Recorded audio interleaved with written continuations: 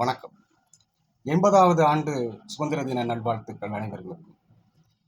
இந்திய சுதந்திரத்தில் இஸ்லாமியர்களின் பங்கு மறைக்கப்பட்ட சில வரலாறுகள் உங்களுக்காக. முதலாவதாக, திப்பு சுல்தான் என்கின்ற வார்த்தையை கேட்டால் இத்தருணம் இந்நிமிடம் வரையில் அலறி துடிக்கிறார்கள் காவிகள். அடுத்ததாக, பகத்சிங், சுகதேவ், ராஜகுரு தூக்கிலிடப்பட்டார்களே, அவர்களை நாம் கேள்விப்பட்டிருக்கிறோம், வரலாறு பதிவு செய்து வைத்திருக்கிறோம். ஆனால் அவர்களோடு சேர்ந்து தூக்கிலிடப்பட்ட அதே சிறு வயதை சேர்ந்த அஸ்குல்லா கானை நாம் மறந்ததேனோ தெரியவில்லை. அடுத்ததாக, மதுரையில காந்திஜி அவர்கள் கள்ளுக்கடையில் மறியல் செய்யுங்கள் சொல்றாரு மதுரையில. அதுல மொத்தம் கலந்துகிட்டது எத்தனை பேர் அப்படின்னு பார்த்தோம்னா 19 பேர்கள். அதில் 13 பேர் முஸ்லிம்கள். தனது சதவீதத்தை கூட, தனது சமூகத்தில் இருந்த சதவீதத்தை கூட அதிகமான முறையில் பங்காற்றியவர்கள் இஸ்லாமியர்கள் என்றால் அது மிகையல்ல. கப்பலோட்டிய தமிழன் வ.உ.சி, இதை நாம் கேள்விப்பட்டிருக்கிறோம்.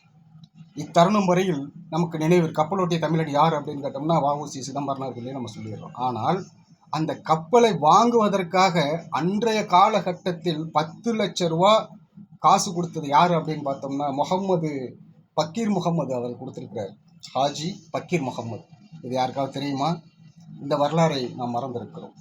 அதே போல காந்திஜியினுடைய இந்த பட்டம், படிப்பு எல்லாத்தையும் தூக்கி வீசுங்க அப்படின்னு சொல்லி ஒரு அறிவிப்பு பண்ணார்.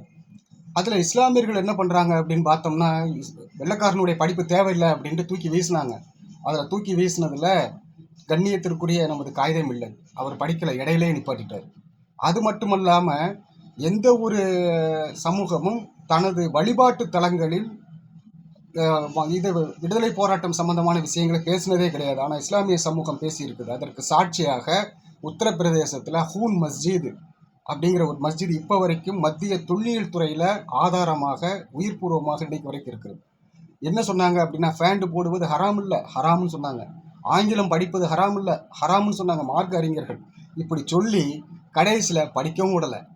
அதே மாதிரி ஃபேண்டு இந்த மாதிரியான விஷயங்கள், அதே மாதிரி கிராப் வச்சுக்கிறாதா அப்படிங்கிற மாதிரி நிறைய விஷயங்கள் அவனுக்கு எதிராக செய்யணுங்கிறதுக்காக சொன்னாங்க. அது இஸ்லாமிய ரீதியாக அது தடுக்கப்பட்டதில்லை. ஆனால் மார்க்க அறிஞர்கள் தனது பள்ளிவாசல்களில் ஜும்மா நாளில் அவர்கள் பிரச்சாரம் செய்தார்கள். அதை பார்த்த ஆங்கிலேயன் பள்ளிவாசலுக்குள் நுழைந்து சுட்டு வீழ்த்தினான். அது இரத்த சாட்சியாக ஹூன் மஸ்ஜித்னு இன்னைக்கு வரைக்கும் இருக்குது. வாளேந்தி போராடிய சமூகம் இன்று வாழ்வுரிமை கேட்டு இன்று போராடுகிறது என்றால் காரணம் என்னவென்றால், இந்த ஆங்கிலேயர்களை எதிர்த்து தனது படிப்பு, தனது வாழ்வியல் அத்தனையும் உயிரையும் பணயம் செய்தது என்றால் அது மிகையல்ல அன்பிற்கினிய உறவுகளே. அதே நேரத்தில் ஆங்கிலேயன் 13% இடஒதுக்கீடு கொடுத்தான். 3% போராட்டத்திற்கு மேலே போராட்டம் பண்ணி தான் இப்போயே நம்ம வாங்கியிருக்கிறோம். இப்படி இஸ்லாமியர்களுடைய இந்த பங்களிப்பு சொல்லிக்கொண்டே போகலாம்.